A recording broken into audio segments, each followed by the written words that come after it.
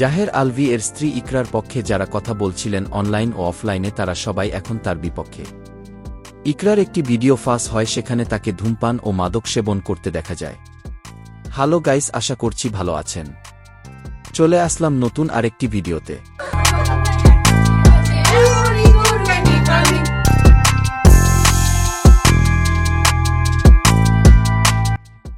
ইকরা মেয়েটা এত খারাপ আগে বুঝি নাই। এখন অনেকেই বলছে এই কথা। সবাই এখন বুঝে গেছে ইকরার দোষ আছে।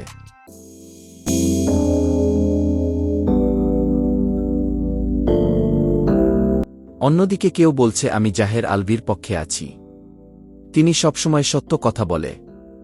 কে তাহলে আসল দোষী কমেন্ট করুন।